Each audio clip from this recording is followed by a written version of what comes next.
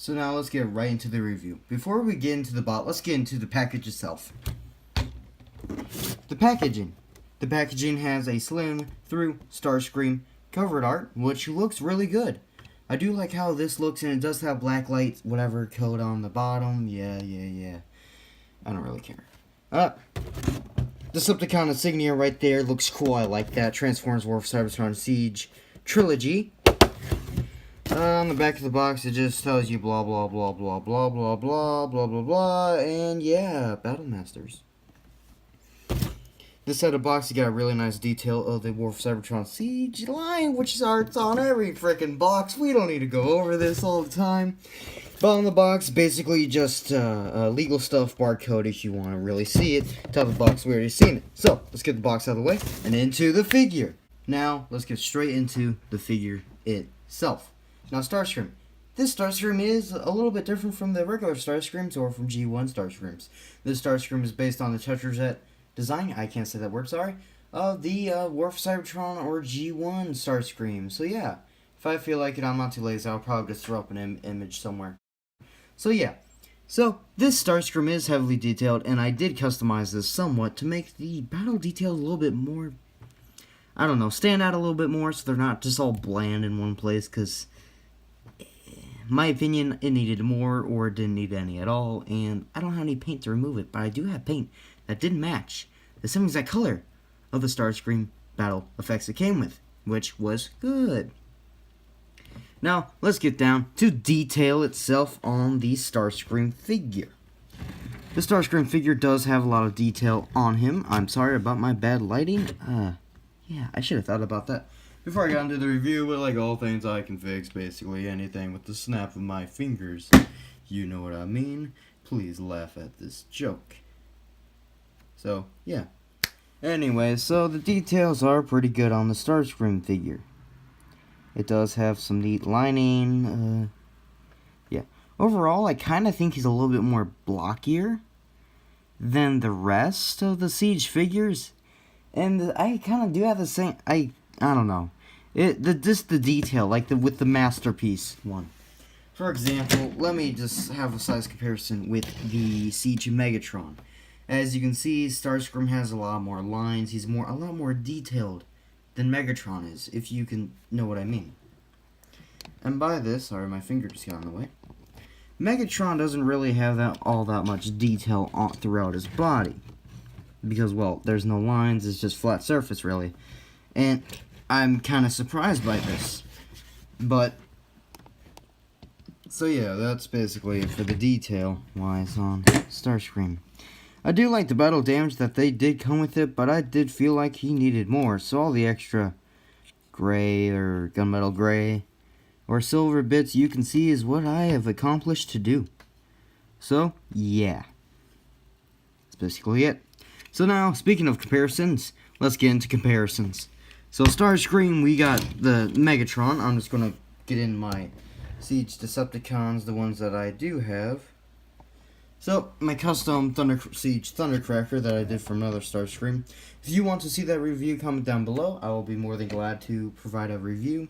We have Shockwave. I'm not going to be able to get them all in the same area. We have the Transformer Siege Flywheels. Once I get Soundwave, I will do a entire, thoughts on the Siege stuff. So yeah, a review for Shockwave or Thundercracker will be next, whatever you guys prefer. So yeah, he is a little bit taller than the Shockwave figure. He is a little bit shorter than the Megatron, and that's kind of sucks because Shockwave is a leader class figure. More on that in the actual review. So, Starscream articulation wise, the head can rotate 360 like so. Zoom in a little bit more. The head can tilt side to side, which is pretty good. You can look up that far and look down that far. He does have a panel which can make him look up a little bit more. Which, I don't know. Never mind. Oh, god dang it. I don't like that. God. Alright. The wings can go up, and they can rotate on this hinge, and they can go back. You get that out of the way, the arms can do a entire 360. Arms can go out that much. They can swivel right here, like so. The elbow does have double jointed, which is pretty nice. As you can see, some more silver paint that I did myself. The wrist can swivel at a mushroom peg, a full 360 degrees, like so. Moving down to the waist, it can go around a whole entire 360. Well, not really, but if you get the backpack out of the way, it kinda does. Legs can go up that forward, out that much back. He does have a pretty nice spread. Upper thigh swivel. Over 90 degrees of knee bend with this joint that it does go in.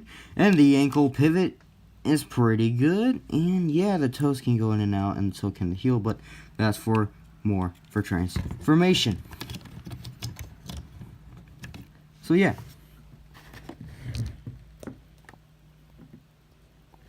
More comparisons, because, you know, there's always more. Here he is with the Transformers Masterpiece Official Starscream. This is the Dakar version that came with the crown, so he isn't metallic. And yeah, I kind of prefer Siege over Masterpiece in some areas, but, you know, whatever. And here he is with the Transformers Race UG1 Starscream, just because, you know, I just felt like it.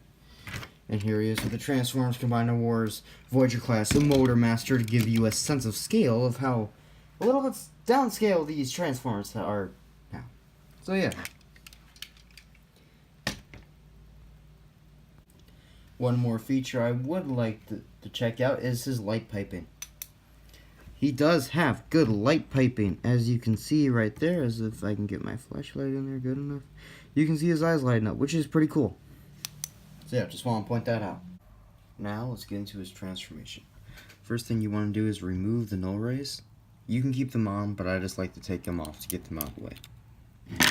What I normally like to do first, I normally like to take apart the backpack. And to do that, you have to go into here and untab it from this gray panel in the back.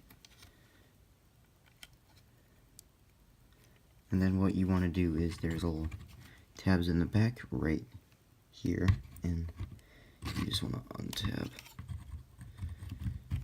this hole, and it's on a double hinge, so just bring it up on the other hinge and then start to move these big sections back, and then tab them in like so.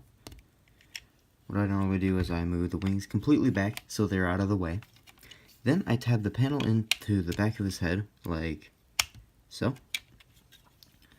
Then what you want to do is you want to bring back his head, and it will go in right here, but leave it like that so you can get it back out. That's what I normally do whenever I transform him or Thundercracker. Then what I normally do is I bring up the chest panel, which can sometimes be a pain. I normally grab onto here and not the clear plastic to avoid breaking it. Push it up on the hinges right here, tab it back in because it's not on the pin, and just leave it like so. Then what I do is I rotate the waist around like so. Bring in these pieces right here and start to bring up the legs up, but bring in his foot and heel, sorry, and then tab them into the back of his thighs. If I can do that. And then there's also a slot which this goes into, like so. And the same thing for this side.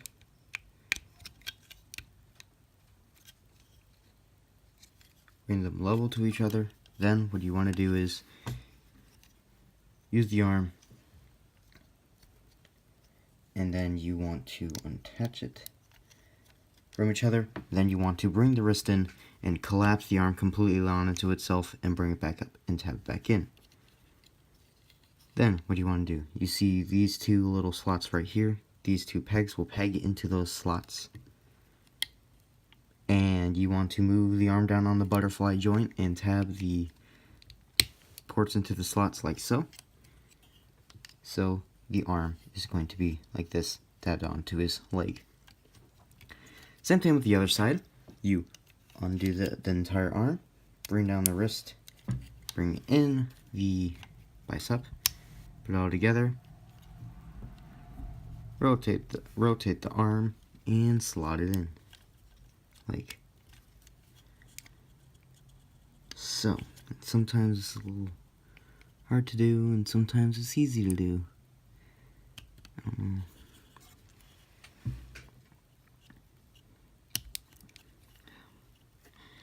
Whenever you have the camera on, it always fights you. Hopefully I can get this to peg in, and there we go. Got it. Just the legs aren't straight now all the way. Then what you want to do after that, you want to completely bring this section forward, like so, on the hinge. Then you want to just leave it there. Then you want to bring down the wings, and then there's this notch that goes onto the inside of the front of the jet mode. Same thing with the side.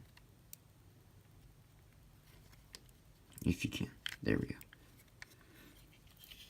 Then what you want to do is you want to bring down the thruster section, like so. It's pegged in at the top here. That pegs into that when you go into robot mode. And this little notch here pegs into the top of the Tetrajet mode. Then you want to bring back the front section of Starscream's chest and tab it into his back.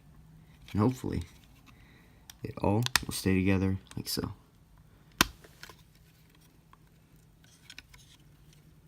There you go.